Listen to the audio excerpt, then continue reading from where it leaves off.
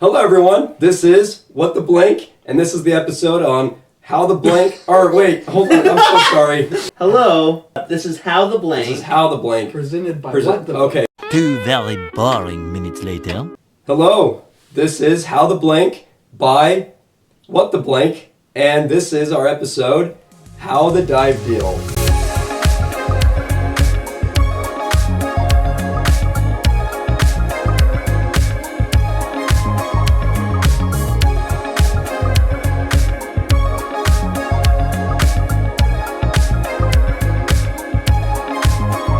I'm Jackson.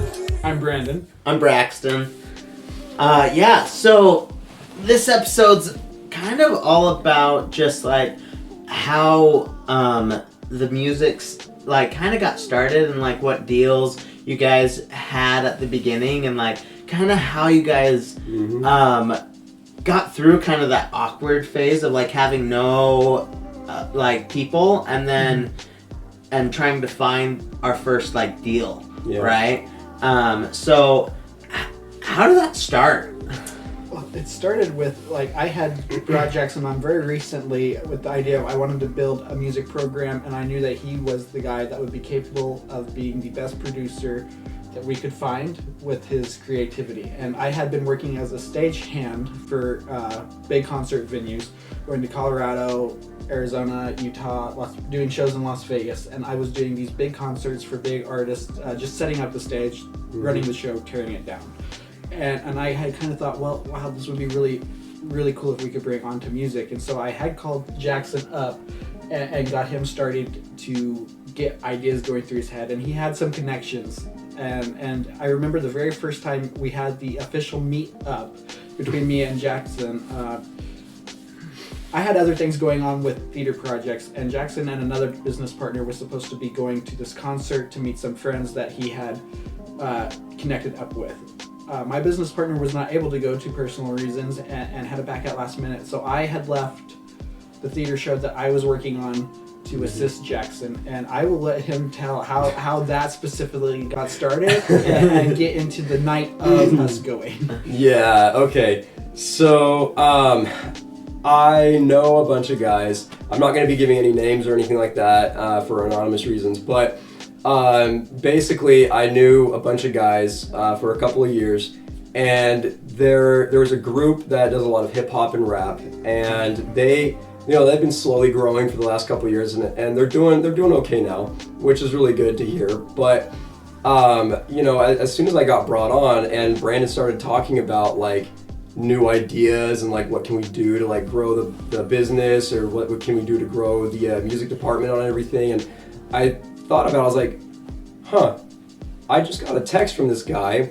talking about how he's interested in having me produce music for him. And I'm not talking about Brandon, I'm talking about the other guy that has the other music thing going. And so, because I got a text from him, and he asked me, he's like, hey, you're back in town, so why don't we meet up and chat over lunch and talk about some potential business opportunities with you. I was like, okay, cool. So we went to lunch, and we sat down for a little while. We ate some food and we talked about it. And at first, the way he explained it was, it just seemed very, I don't know how to explain it, like grandiose. Like he was making it seem like a very big deal. And so I didn't really know like, okay, I mean, is it a real thing or is he just making it seem big? But at the time I was kind of naive, because I was like, yeah, well, that sounds like a cool thing. Let's go do it. And so yeah, I know. I was like, I mean, we may as well try it out. And so I got back to Brandon after he and I talked about everything that he was interested in doing, and he wanted me to help out with everything. And I had mentioned to him that I was working with an entertainment company now at the time, and he was like, oh, that's cool. Well, we're looking to get a tour set up for our groups. And I was like, oh, that's really cool. Well, we can probably do something for you guys. And he was like, yeah, well, we can figure something out. And so I was getting my hopes pretty high. I was like, oh yeah, we might actually have a deal with these guys. We can actually do something with them. And this was the first thing you had gotten into. Yes. So like, this is your first step in the water. This was my very first project, I guess. Drop in the bucket, right? Yeah, very first drop in the bucket. And so this was the the first thing. And So I got back to Brandon and we started talking about it, and I was like, yeah, dude, we can go up this day 'cause this is when they're doing it, and it's gonna be this night, and then we can do lunch with them the next day and have a meeting with them, and we could make a good deal. And so we ended up going that night, and we went to Salt Lake City where we were going. And this was last minute. Like I said, I had Very. a business partner that was supposed to accompany Jackson to this that Yeah. had to back out last minute. And so I was actually running a show that night. Yeah. Which Braxton had taken over, thankfully. And so I could assist Jackson to see if what we could make of this so that I could support the department being grown. So yeah, this was very last minute, whim of the deal, and out of nowhere, I'm going up to Salt Lake. Yep, which originally was not the plan. And I had to drive all the way from St. George up to Salt Lake, which is almost a 4-hour drive. And I think I drove up the day before. Yeah. Yeah, so I drove up the day before, and I stayed the night there. And I did a couple of errands that day before we left, but then we ended up going to this place in Salt Lake City. And Brandon and I got there a couple of hours early because that's what we were told. We were told, yeah, be there around 6:30 or whatever it was, or 6. So then, we can get acquainted with everyone. We can get like an idea of how it's gonna work and everything, and maybe we can help set up and whatever. And we get there, and it's like super awkward because no one's talking to us really. Well, everyone's like, well, let's paint the picture of them first. Where you had said this is going to be like a pretty big venue, because tickets were selling pretty high, and they did have a sold out show. They did very well, so this is not an underestimate to them. It was a very big deal and successful deal for them. But I was expecting like the mega complex, huge stage, big show, an arena that was made specifically and only for music. And we pull up to what I would call, as far as Utah is concerned, a dive bar. It was a bar. It was a tiny little bar, and we pull up to this place, and I'm like, where the heck is this place? Like, what are we looking for? Like, and it has chain gates around. And it was like paint chipping off the walls and everything. Yeah. It had a broken down like TV monitor on the outside to show events. Yeah, it had this like broken TV on the front and everything. And I'm not gonna name the place, but it was on the corner of this place in Salt Lake City that was like known to be a homeless area in Salt Lake. And so there were a bunch of like criminals and homeless people that live in that area, and so it kind of creeped me out. We pull up and we go all the way into the corner, and I was like, I don't want to park all the way in the corner. So I drove back into this other corner, and we parked closer to the entrance and the exit, which I thought was going to be a good idea, because I'm like, oh, we can get out easy. So we park in this corner right here, because I was like, that's going to be a good spot. And then we go in, and we go in through the back with the artists and the security. The security and the owner, and really nice people. Very nice people. They were actually really nice. But we ended up going in, and we're just kind of awkwardly standing there in this rundown dive bar, and it was okay. It had like a stage and everything, which was cool. They had a DJ getting set up and everything, and they had a really cool sound system that they were using and lights and everything. So I mean, it was cool at the time. So were they just not paying attention to you guys at all? Because like you guys have told me parts of this story, but you never like talk about going in. Did they just like ignore you the whole time? No, so or, we like... went in through the back, got checked by security, walked in with security, and went through like the kitchen area, backstage, and then into where people were gonna sit for admission to watch the show. And so like that was kind of cool, but then me and Jackson got there and we were just sitting at this table and everybody was doing their stuff. So I mean they had to prep for their show. But like we thought, because I was under the impression by what Jackson had told me that we would be setting up the show. And that's what I was told too. I was ready to work and put some of the stagehand experience to the test, and then like they started doing it and just running like their own meetings. So we were just awkwardly there, and it was like intrusive, almost like we're obviously not supposed to be here. Yeah, it was weird. And this what I thought was going to be. Could be multi-genre music. It was a very underground rap genre. Yeah, and the feel, once the audience started coming in, it was very much of a, how did we get here? The vibe changed really quickly for us, and so the way that we kind of started out when we got there was, at first I was like, oh, okay, cool, we're gonna get introduced to everybody. This is gonna be kind of nice. We're gonna start talking with everyone and start figuring out like what's gonna go on and how this is gonna work. And everyone kind of ignored us for the most part. The couple of people that I knew, came up to us and they talked to us for a minute, or they talked to me mostly. They didn't really care about you. They didn't know I was you. just there. And so it was really weird for him to be there. And so, but I wanted a second person there to at least have a second opinion on it. And it was really awkward for him to be there, and I felt bad. I felt bad for dragging you along because I mean, it was an experience. it was an experience, but to set up, when this was before anyone came into the building, before they opened doors, so it was just like they were all setting up, and I was expecting to work.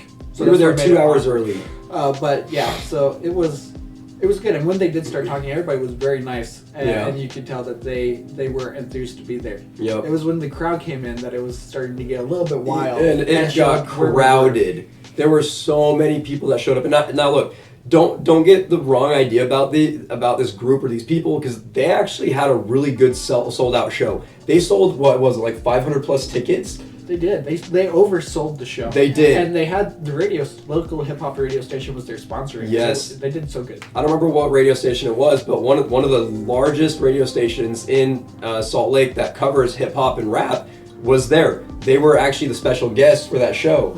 And they ended up going there, and they sold 500 plus tickets, and that place wasn't even supposed to hold more than 200. It was 300. I thought you were telling me. Something like that. There were 300, but there were more people constantly coming in and out, so it was just a never-ending river of people coming in and out of that building, and it was such a cramped area. And Brandon and I were just sitting on the side of the wall. Yeah, we were just sitting with the stuck artists. to the wall. Like we didn't go anywhere. Like I got up and got food for us at one point. We ate food, and we were sitting there for like 3 hours, just bored out of our minds, listening to them play the music. And it was good. I mean, it was good. You know, they're talented at what they do. They can write lyrics, which is awesome. And you know, they have the music and all that stuff. So it was fun to be there and at least listen to them and get the idea of like what they're doing and everything like that. But after a while, you know, I'm not like the dancing type of person. I'm not a very social person. So a setting like that for me is like draining, because I'm more of the type of person that does better sitting behind the computer doing my part behind the scenes. I do better behind the scenes rather than in front of everybody or around all the people. But anyway, so my friend, it was his time to finally get up on stage, and he was doing his part with his friends, and they did a good show. I got up and I was enjoying my time at the front, and Brandon came up with me and was just awkwardly standing next to me the whole time. We were like sardines in a can. This place was so packed. Like once we stood up, like you couldn't sit back down because you had people like in front of you, behind you, side to side. You were touching people you didn't know. Yeah, you could not stand or sit anywhere without touching someone by accident. It was so awkward, and trying to walk to the food area and back was almost impossible to walk a straight line. You couldn't do that at all. You had to walk in like this crazy maze just to get to one place and back. And the maze changed every second because there was new people walking through. And so finally, my friend finished up their set, and we were like, okay, I'm done. I'm not staying here any longer. I gotta go home. I'm tired. It's like, what was it, like 12 a.m. or 1 a.m. at that time? Yeah, at that time it was almost midnight. Yeah. And we saw everybody that we had agreed to come see. Yeah. And we were ready to go home. So there was a couple special guests left. Yep. But we didn't care about them. We didn't go to that show for them. And we didn't. I wasn't even told about the special guests at all, because I was only told that this was gonna be my friend's show. Yeah. And that's what I was under the impression of, was that it was this show and there was a couple of other guys there. There was an entire like record label there that was this group's crew. And so they were all there. I guess we can say crew, but yeah, so their entire crew was there, and there was like 12, 13 some guys. It was 14 artists. Something like that, is what he told us after. Yes, 14 artists is what it was, yes. All under the same label, and it was like the label show with a special guest. But we saw everybody in the label. Yes, we saw the main people in the label, and so Brandon and I were getting tired, and we were like, all right, it's time to go home. So we started walking out, and we said, hey, thanks for inviting us, it was fun, we're gonna head out now.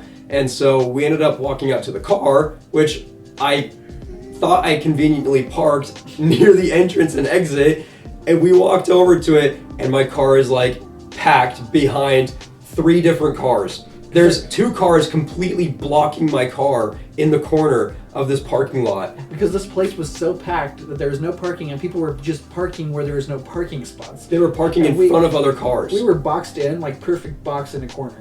Yeah. And we could not move. And I was trying so hard to get my car to barely make it through this tiny little crack between these 2 cars that I thought I could just barely get my car through, but I couldn't. It was impossible, and I'm a pretty good driver when it comes to stuff like that. I know I probably scared you guys today, but but with like trying to maneuver around stuff like that, I'm usually pretty good. And I could not do it because it was just too close on both sides, and so I had to put the car back, and we walked back inside for like, what, 10 minutes?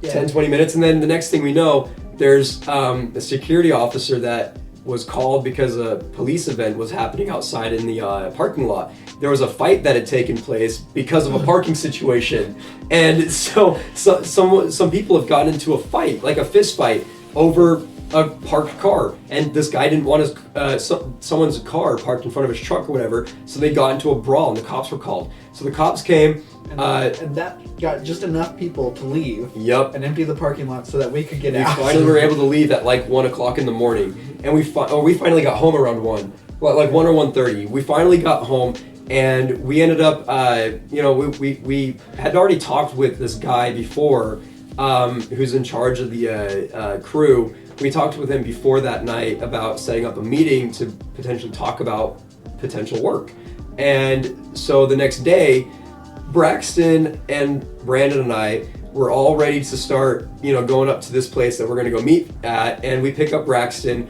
and they have no idea where they want to go. Yeah. And I'm talking about the other guys, not us, because we had agreed that they would decide where they wanted to go. And they're like, well, how's wings sound? We're like, well, sure, let's just go find something to eat. And so they gave us like 4 different locations, and I'm like trying to figure out, okay, where are we going? And eventually we finally landed on a place that we're going to go to in Salt Lake City, which was like 40 minutes away from where we were. Yeah. So, and it was convenient for them because they were staying in Salt Lake City. And so we went all the way up to Salt Lake City, which I'm not like complaining that we had to drive that far, just kind of annoying that we had to drive that far and they stayed in that area. And so we had to pick up Braxton and then drive another 40 minutes up to Salt Lake City, and we get there.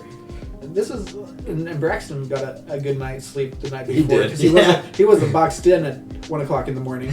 No, we did not. I was just at a show until about 10. So like I slept pretty good. Yeah. But I was like, wait, you guys didn't get home till 1? Because like to show like my end, right? Like I ran a show. Like me and my wife was awesome and helped me, and so like we get home about 10 o'clock, and I'm texting you guys in the morning. Okay, when are we meeting up? And we're like 10, and then I remember we're like, okay, we'll meet them at 11, and then they kept pushing it back because they couldn't decide a place, and I was like, and then 1 or whatever it was, and I just like was getting like kind of a bad feeling, like, are they just gonna like Cancel? Yeah, or like started turning into that. or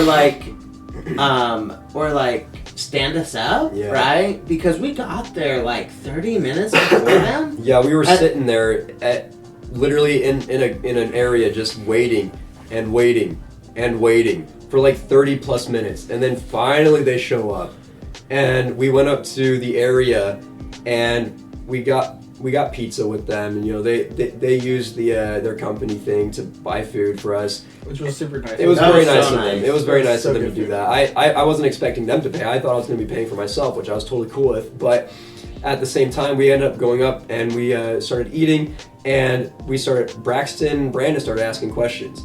And we started like talking to them a little bit. I was trying to be quiet for the most part because I was just kind of, letting them do the talking for the most part. And You were an excited puppy. Yes. Like Yes. you were like, come on, take me home, come on, like, like. yeah, and we started, talking with them and asking them questions about everything, and they gave us all the details about some of the guys and like what their plans are next, and what they're trying to do in the next year or so, and they brought up the tour thing, and that's when we started talking about, We could provide that. yeah, we can provide places to do that at. We can do the communication and the calling for that, and figuring out how that works and everything, and getting all you guys set up with all that stuff.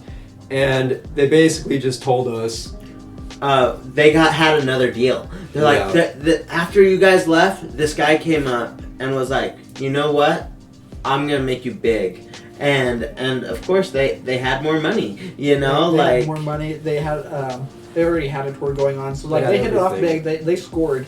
a big score, yeah, a really big score that night, and it made me really frustrated at first because I was like, what the heck, dude? We got invited up here to do this whole thing. I drove my ass up here 4 hours just to be told, sorry, we've already got someone. But months later, you know, after I started working with Todd and we got all these other things going on and everything, I'm actually really happy that we didn't end up going through with it. Because I feel like as of right now, with the other things we have going on, I feel like we would have been overwhelmed at the point, and I probably wouldn't have had enough help to get projects done in time.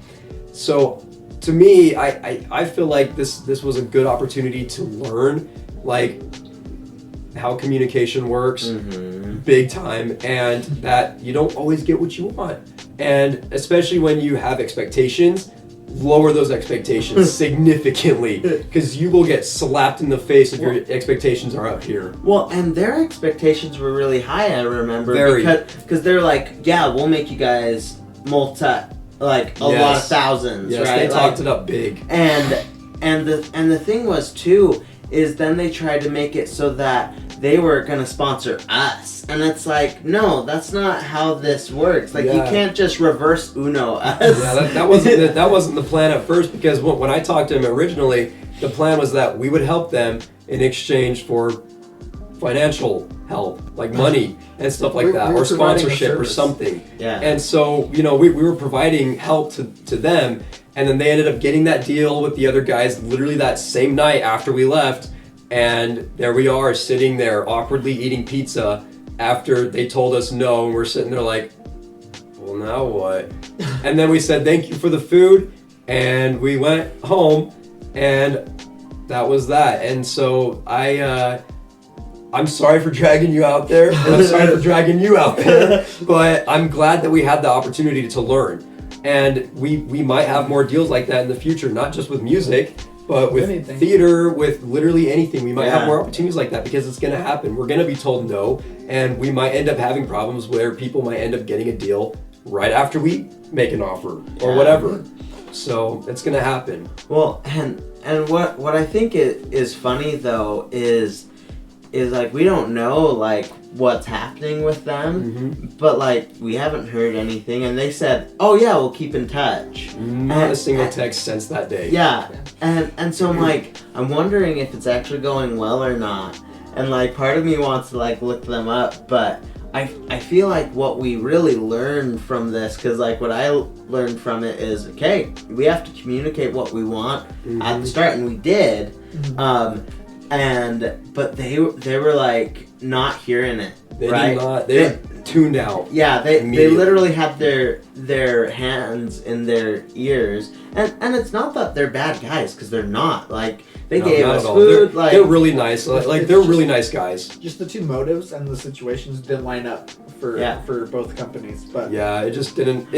Just didn't work out for either, and obviously they got a better deal, because especially since we're newer and we're still building up.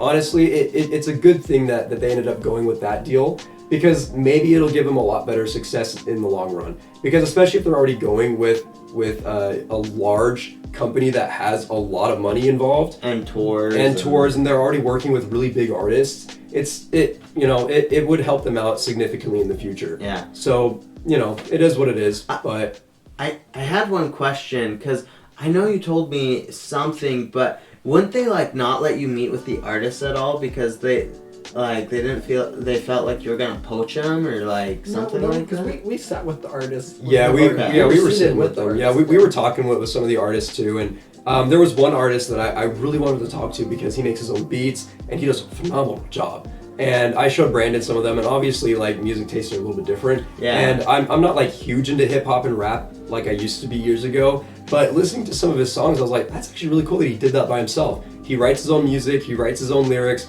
he produces his own beats and everything, and so I was like, that's really cool, I want to connect with him and produce with him.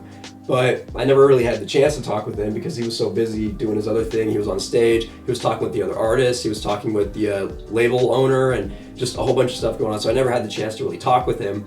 But, you know, being there in that moment and seeing it firsthand and thinking that we're going to have a deal, and then the next day when we don't, it really taught me. I was like, man, like, don't have your expectations very high, because you're gonna get hit. Like you're gonna take a hit and you're gonna feel really stupid or bad by the time it's over, because you're gonna be thinking, like, regretting that decision to go do that.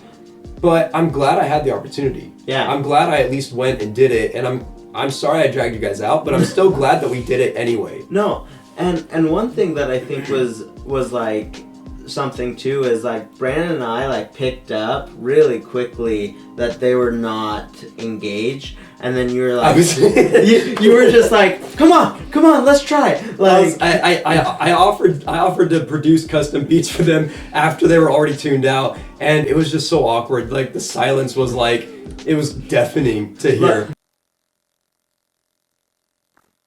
Oh, my favorite quote from that was like, hear me out. Like, he started like that and was like, I can make you big, I'm rich. but you have to pay us. Like, and then it's like, I was okay. like, I'm not paying you guys. Yeah, like- if I'm making you guys beats, or if we're working for you guys, you're paying us. That's how that works. It's a mutual agreement for financial exchange. That's what services are. And it just made no sense when they tried to turn it back on us, where we would pay them to have us get them stuff. Yeah, Just made no sense. they had a lot of control, not issues necessarily, but you could tell they just want control over their artists, control over all of it. all yes. of it. And really they just have the say, Yeah. right? And that's kind of how the music biz works.